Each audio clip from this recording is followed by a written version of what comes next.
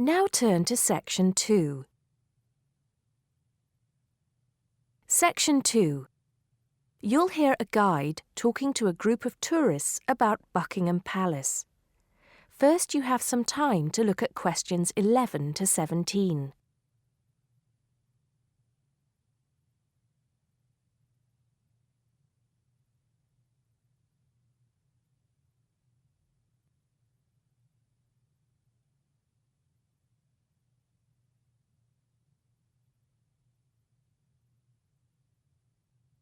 Now listen carefully and answer questions 11 to 17. Now, of course, Buckingham Palace is instantly recognisable to millions of people around the world. As we pass the palace, I'd like to tell you a few things about the history of this famous building. We think the first house was built here around 1624. In 1674, that house burned down and a new one was built, called Arlington House after its owner, the first Earl of Arlington. Then, in 1703, the first Duke of Buckingham changed the design of the house and the name. It was then known as Buckingham House. The building we see in front of us now has undergone many changes since it was first built.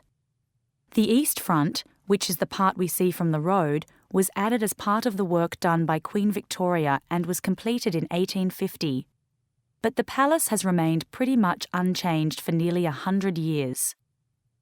The last major changes to the structure were made by King George V, who, in 1913, had the east front redesigned as a backdrop to the large memorial to Queen Victoria, which had just been placed outside the palace gates. Since then, only minor changes have been made. I should point out, though, that the palace was bombed 7 times during the Second World War, most seriously in 1940, when the palace's chapel was destroyed. Today, of course, it is the home of the royal family, but that wasn't always the case, although they did own most of the land it was built on. It was George IV who turned it into a palace, doubling its size when he became king in 1820. He had inherited it from his father, King George III, who, in 1761, had become the first royal owner of the building, though it was still not used as the home of the royal family, just as a private home for Queen Charlotte. It was known as the Queen's House at that time. King William IV finished the work after his brother, George IV, died.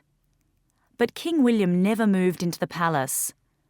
In fact, in 1834, he offered it as a new home for Parliament after the Houses of Parliament were destroyed by fire.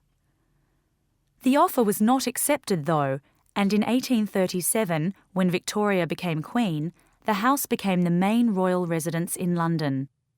However, Victoria and her husband, Prince Albert, found the house too small, so they carried out building work to further enlarge it. This included building the east front, which I've already mentioned as the part we are looking at now.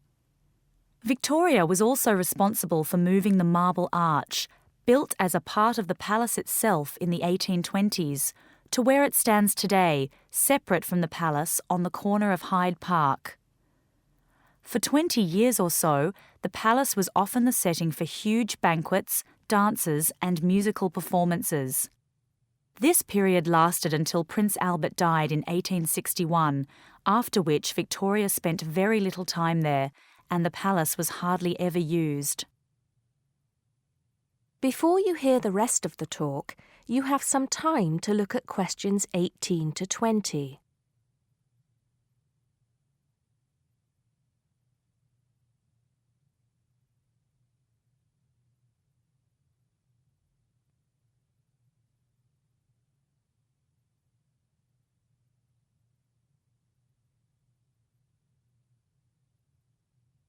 Now listen and answer questions 18 to 20.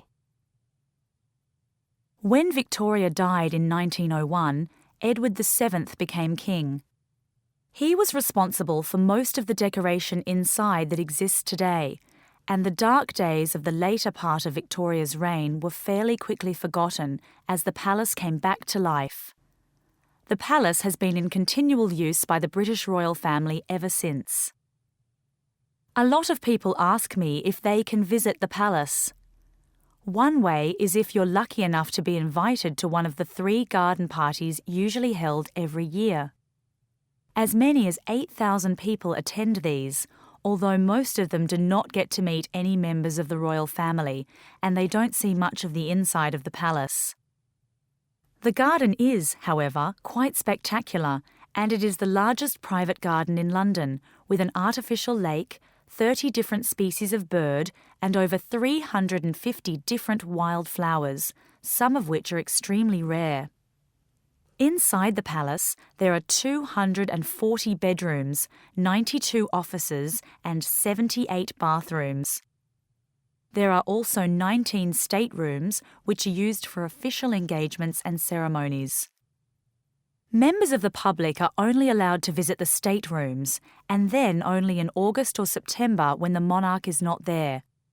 It's worth it, though, because there's a lot to see in the staterooms, including examples of some of the world's best art with works by Rembrandt, Rubens, and Canaletto.